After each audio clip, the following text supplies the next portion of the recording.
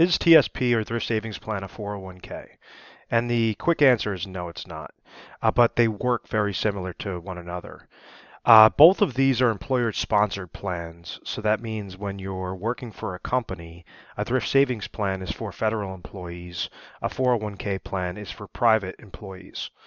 So what occurs is when somebody first starts working for their employer, they're given a employee benefits package. So it might include, their health insurance, their life insurance, any ancillary related products in there, such as accident insurance, disability insurance, and then there's a portion of dollars that they could set up per paycheck that could go towards a type of retirement savings vehicle, and that's known as a thrift savings plan or a 401k account.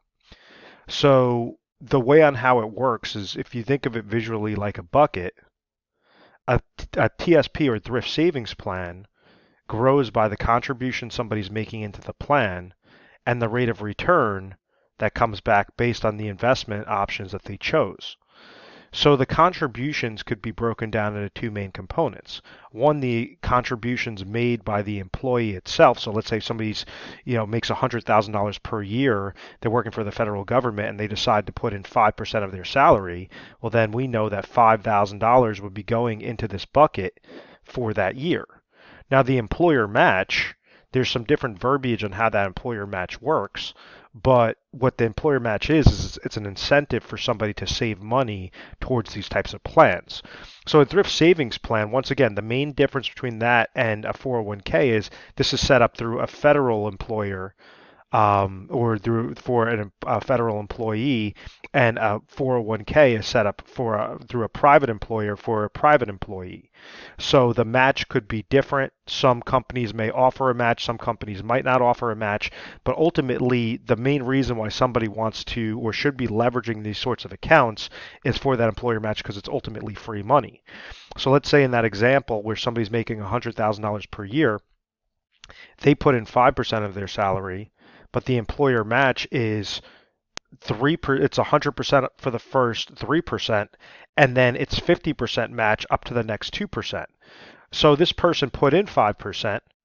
The match was $3,000 to meet the first 100%, and then they got $1,000 for that next 2%. So as the employee added 5,000, the employer, the federal government, added 4,000 as their contribution. So that means that $9,000 went in on the contribution side for this year.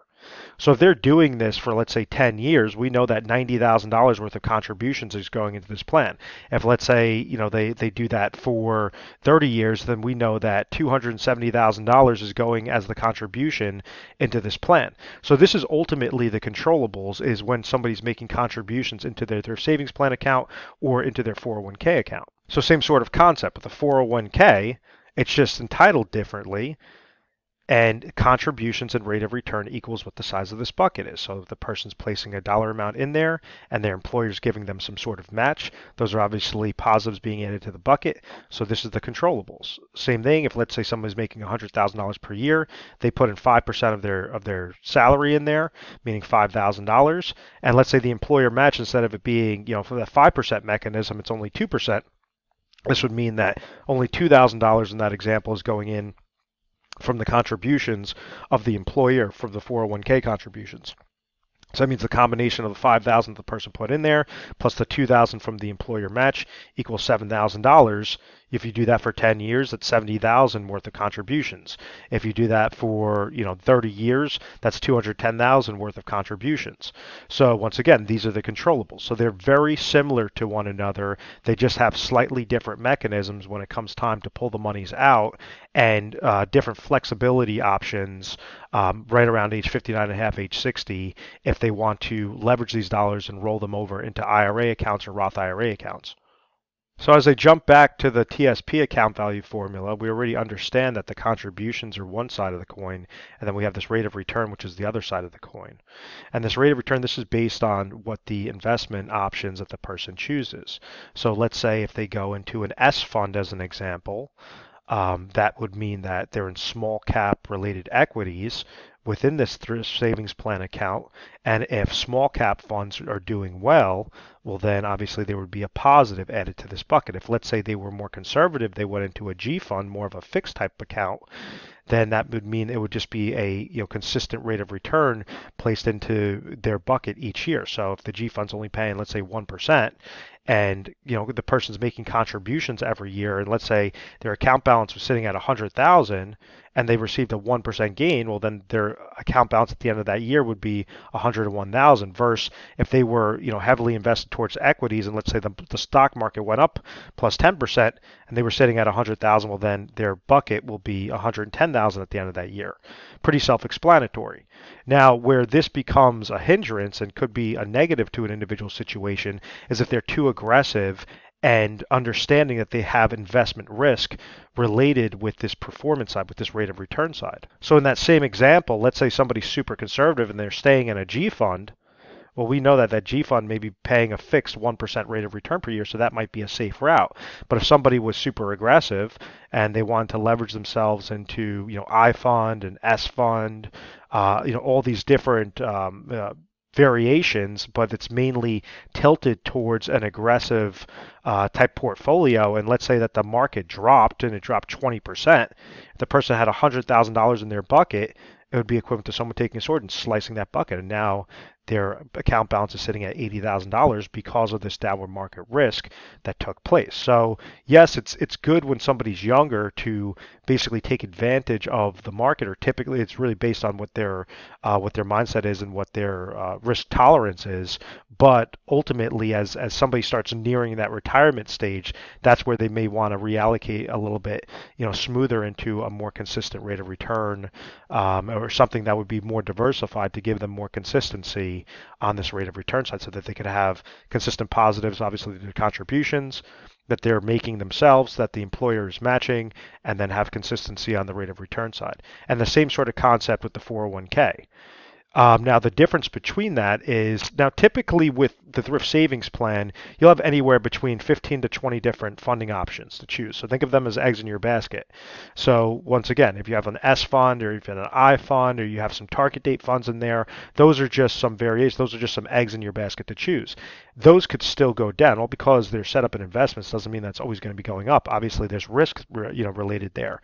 So making sure that you're segmenting them properly is a key component during your accumulation stage, and then very important when it comes time where you want to actually retire, hit that retirement stage and leverage these accounts properly. So, but there's limitations to that. There's only about 15 to 20 different options to choose from. A 401k is going to be very similar to that. Some 401ks might only have 10 investment options to choose. Some 401ks might have 30 investment options to choose, but these are ultimately eggs in your basket to choose. If someone wants to be super aggressive, that means it's going to be, tied to the market. If someone wants to be super conservative, that's going to be tied to either stable value funds or some sort of, fixed income bond related portfolios. So yes, there is ways on how to diversify these dollars, but there's still limitations there.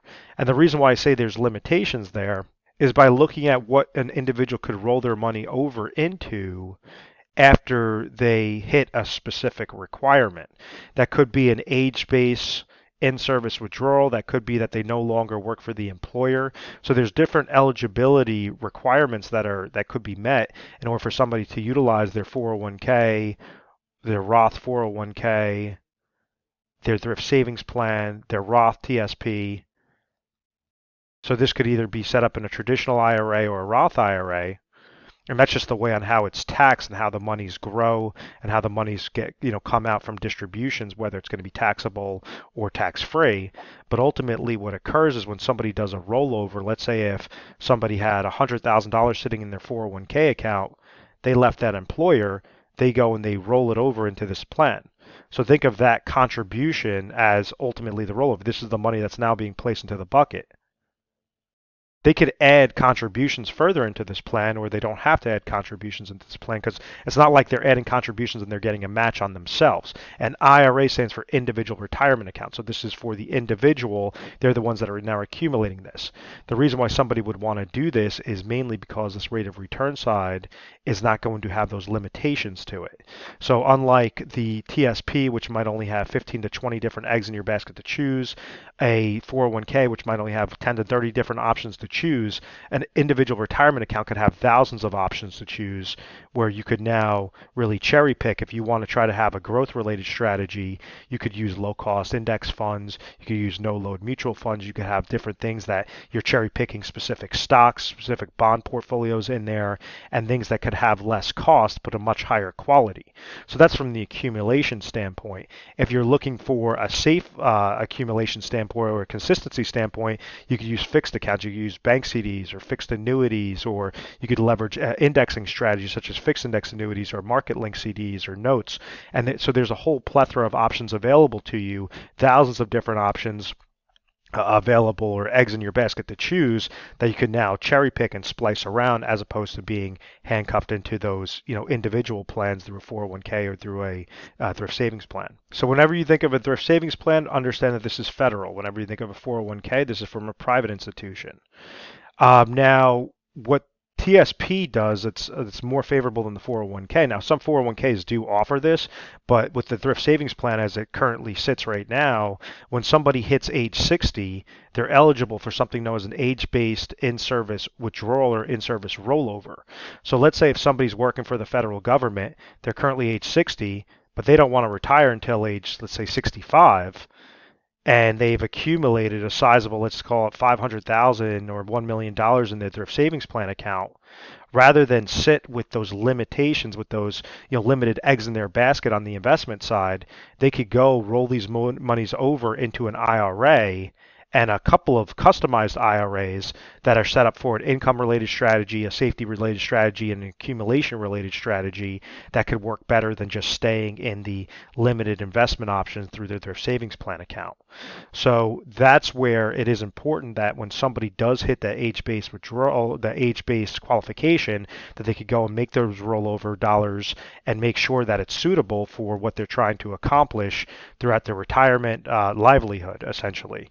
If there's ways on how you could leverage this better than just sitting into your current TSP account, then obviously it makes sense to do so. So what that means is when somebody's working for the company, for the federal government as an example, and they go and they do their rollover, and let's say they spliced up 500,000, and now you have 200,000 that's sitting for an income-related strategy, you have 200,000 that's sitting for a growth-related strategy, and then 100,000 that's sitting in an emergency-related strategy.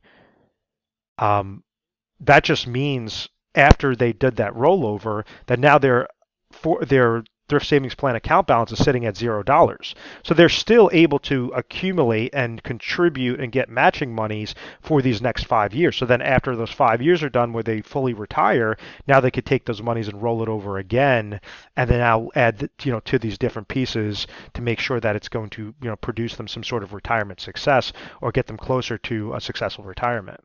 That's something that 401k companies, some companies allow that, some companies have restrictions on it, or 401a is another example of that, which works very similar to these types of plans, where they might have restrictions where they say, okay, you could only do a rollover for the contributions that you made into the plan, but you might be capped at only being able to roll over 200,000, even if your account balance is sitting at $1 million. So, that's where you want to really look underneath the hood and see if you are eligible, and that same, case in point would be, why somebody would utilize an in-service rollover for their savings plan would be the same reason why they're doing that for the 401k plan. The other important thing to note are kind of the common mistakes that are made with thrift savings plan and 401ks, and kind of thinking that they're very similar to one another, is when somebody stops working for the federal government, they would typically take this thrift savings plan money and roll it over into a 401k. Or they would, let's say if they're working for a private institution, they'd take this 401k money and try to roll it over into a TSP. Yes, they could do that because both of them are qualified retirement accounts or qualified pre-tax retirement accounts, but the problem with that is the limitations. So like I mentioned before, thrift savings plan, this rate of return, the way on how this bucket grows is by the contribution somebody's placing into the plan and the rate of return. If they're no longer working for the federal government, so therefore there's no longer contributions on this side, and let's say they had $100,000 that's now sitting there, and they're just sitting in their savings plan account, they're going to have limited options. They're only going to have anywhere between those 10 to 20 different investment options to choose. So this is only one side of the coin that's trying to grow their money. So if there's ways on how you could grow it more effectively, why would you not want to at least leverage that sort of component or leverage that angle? With the 401k account, the same difference. So once again, if you're no longer working for a private company, your contributions are going to stop. Let's say if you have 100,000 that's sitting there, you're going to have those limitations between the 10 to 30 different investment options to choose from. So, why would you sit in there if, there's limited eggs in your basket? Why not leverage more of an individual side where you have thousands of different eggs in your basket to choose from, where you could really cherry pick and actually leverage it as a type of retirement goal or a type of retirement play. So when somebody goes and they take their 401k or they take their thrift savings plan, stop working for the federal government, and they roll it over into the 401k, well, that didn't do anything for the contribution. That just added more money in the bucket, but it didn't help out anything regarding the employer match. Because if this person's still making $100,000 per year and they did the rollover, the transfer from the thrift savings plan to the 401k, this is sitting at 100,000. If they still, let's say, add $5,000 of a contribution and they're getting an employer match of, let's say, 3% or $3,000, that's $8,000 that's going into the bucket. It's not like this $100,000 that was sitting there. This $8,000 has nothing to do with the 100,000. All it's doing is just adding further money into the bucket. If, let's say, you took the thrift savings plan, you roll it over into an IRA, so now you have an IRA bucket sitting at 100,000, and then when you start with your new employer on the 401k, you would just start at a $0 balance over here, add 5,000 into the plan, get a $3,000 match, and now this one is going to be accumulating. So now you would ultimately have an IRA related bucket and a 401k related bucket, as opposed to a their savings plan bucket that you're no longer using, and a 401k bucket you basically rolled the monies over. And same thing, if you're working for a private company and let's say you want to now work for the federal government, well, rather than leaving those monies in the 401k and getting hit with those limited funding options, go take the 401k and roll it over into a traditional IRA and being able to leverage your chips the right way. So this is where the first common mistake that's constantly made is individuals say, oh, well, I was comfortable adding into my employer-sponsored plan when I was working for the federal government. I'm just going to go and transfer that into the 401k because my 401k provider said that it's easier to do it that way. Well, that doesn't make mathematical sense. Do you want to have thousands of options available? Or do you want to have limitations of, only a couple dozen options available to you? Obviously, when you have thousands of options to choose, you have better growth-related strategies, better income-related strategies. You could do it. You have more flexibility at the end of the day.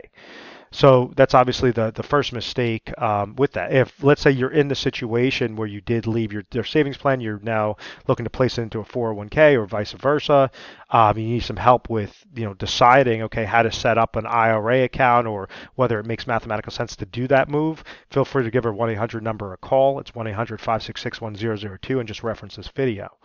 Now, the other common mistake that's made is when somebody goes and they stop working for their employer, whether that's 401k, private employer, their savings plan, federal employer, they'll go and take that money and just dump it into their checking account.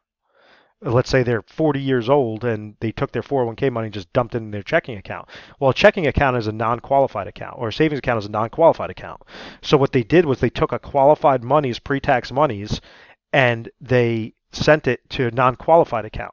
What that did, because they didn't go and utilize a rollover or leave those monies as is, those are monies you never paid tax on.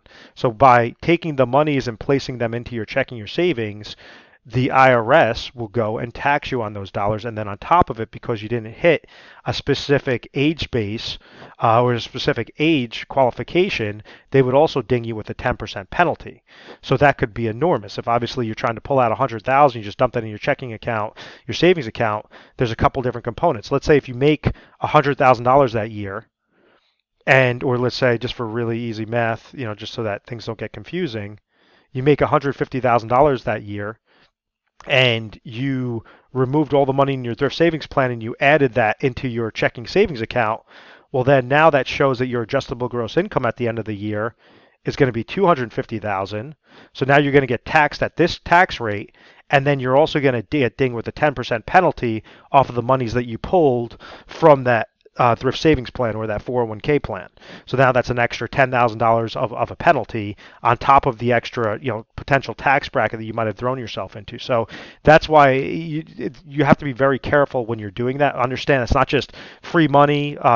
Those are dollars that you didn't pay tax on and you got a tax deduction for. So you want to be very careful on it when you're actually removing those dollars. And sometimes people need to use it for emergency needs, and there's different ways to essentially get around that. But you just have to be very careful because majority of the time somebody will get penalized when pulling out those monies before they really hit that age 55 marker, age 59 and a half marker. Now, how do you know how to effectively leverage your thrift savings plan or your 401k? And it comes down to what your current situation is and what your capacity for risk is. So, different solutions and a way on how you could itemize this mentally is think of what your ultimate goal is from an income play, from a safety play, and then from an accumulation play. So what I mean by that is, let's say if you're 40 years old and you know that you want to retire at age 65, well then we have 25 years of a time horizon. Are you fine with being aggressive and understanding that the market's going to ebb and flow, but should hopefully go towards an upward trajectory, and you're able to leverage the positive rates of return in the time horizon to utilize towards those investment related strategies, towards that accumulation related need? Or do you want to start leveraging these dollars for a type of income play at that age 65? So when somebody's eligible, let's say that there's a change in somebody's employer sponsored plan and they're eligible to take the monies and roll them over into an IRA as an example, or you stop working for that company and now you have a qualification to roll those monies over into an IRA or do Roth conversions or whatever that case might be. How is this going to match up from an income perspective? How is it going to match up from a safety perspective? Meaning, are you terrified of the market? Do you feel as if the drop is going to come within the market? And then do you want to be into something that will give you more consistency in there? Maybe with the 401k or the thrift savings plan, like the thrift savings plan, you at least have the G fund to fall back on. 401k, some of them have stable value funds, which they're not giving high interest rates. So it's going to be very low interest rates. It's just making sure that an individual doesn't lose a large portion of their portfolios, but it's still not growing. So when you have inflation that's increasing and you have a conservative mindset that the markets are going to crash, what exactly do you do? And that's where we help out individuals create different stress tests for when they're working for the federal government or when they're working for these private companies, how to make sure to allocate these dollars properly. And then when it comes time that they are eligible for a rollover, how to make sure that they're rolling their monies over into customized IRAs that will set up solutions towards, what their retirement need is, what their goal is. So an example with this is, let's say if we have somebody that's age 45, they were working for the federal government, they have a thrift savings plan account of $300,000 of accumulated, TSP monies, accumulated assets that's basically sitting there, and they understand that they want to retire in 20 years. They have a general idea on what the Social Security income is, and this is where we would delve into more of the specifics, go through SSA.gov, try to figure out what this formula is so that at that age 65 marker, what is their projected Social Security income? Then more importantly, what will their retirement expenses be? So what we do is we take budgeting analysis off of what their current expenses are right now.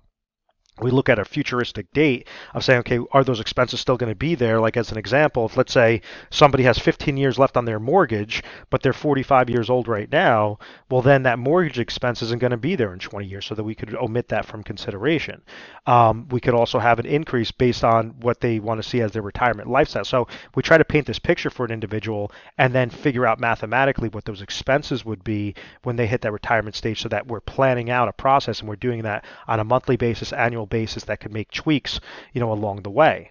So out of this 300,000 of accumulated assets, it might make sense to leverage 100,000 of these dollars toward, and this is really based on the risk capacity, towards an income related strategy. So now they have 20 years of growth to compound interest to set up some sort of lifetime income stream by the time they hit age 65.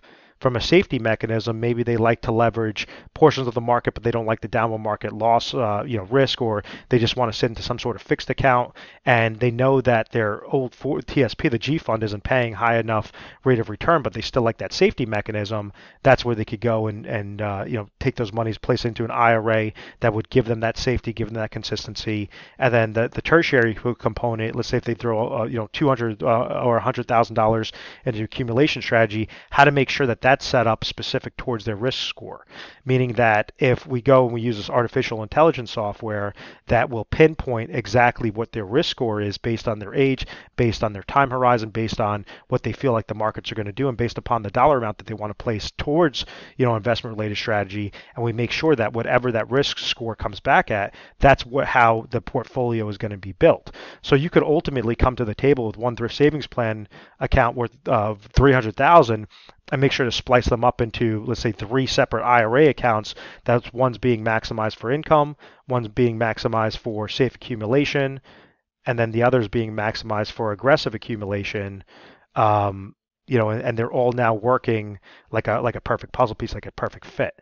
So, these are different things, and obviously the 401k, because it's very similar to the thrift savings plan, same sort of concept. If somebody's working for a private institution for, let's say, 10 years, 5 years, 15 years, whatever that is, they stop working there, and now they're working for a new private institution. Rather than take their old 401k, place it into the new 401k, they could take that old 401k and now splice it into separate IRAs to make sure that's serving their specific purpose. And we take things a step further. We trademarked a process known as the retirement diet plan, where, and be mindful, there are minimum requirements for the retirement diet plan, but we set up a plan. We don't just set up a portfolio for an individual. So we like to look underneath the hood and really understand what is their current situation, what is their goals, what is their mindset, what are their needs, and what is really kind of any sort of problems that they might have with their current plan, and then uncover that and say, okay, if you make this slight tweak here, this is how you could set up a better income related strategy. If you make this slight tweak here, this is how you can make sure that you're setting up a proper growth strategy, and then we're obviously massaging it each year, each month from now until that retirement date. So I always call it your point A, where you are right now, to point B, your ideal retirement date, from point B until DOD, date of death, making sure that everything is covered from point A to point B, and then from point B to DOD, making sure that's an actual plan. It's not just a portfolio. So, and what the D stands for is distribution income strategies. The I stands for investment/growth strategies. The E stands for estate/legacy strategies. We want to leave a legacy, a death benefit to loved ones. And then the T, which is very important, especially during today's time, is tax-related strategies. Does it make sense to take qualified accounts and do Roth conversions? Why would somebody want to utilize tax-free accounts? When it comes time for their retirement stage, how does that affect Social Security income from a taxation standpoint? So, all these different mechanisms is what we try to cover. Obviously with our retirement diet plan process. So, if you found value in this video, feel free to subscribe to our YouTube channel, Retire Sharp. Feel free to give our 1-800 number a call. It's 1-800-566-1002. We're available 24 hours a day, 7 days a week. Call in, speak to one of the assistants, and then they'll set you up with an appointment with a specialist. And just make sure to reference this video so we can have the correct specialist give you a call back. We do this obviously through phone conversation, face-to-face, and Zoom calls. Zoom calls have been very popular, obviously, during the COVID era. So it's really whatever your comfort level is, so that you could be at the, obviously a time frame that works best for you, where you can be sitting down, relaxing, and not feel rushed, during this process. But, be mindful, make sure to have as many questions as possible for us, and we'll try to help you out the best way that we can. But once again, I want to thank you very much for watching this video. Leave a comment, leave a like, let me know your thoughts, and I'll be sure to try to put out these videos, every week, so that it will further your education, towards financial success. But thank you so much, guys, and I'll talk to you soon.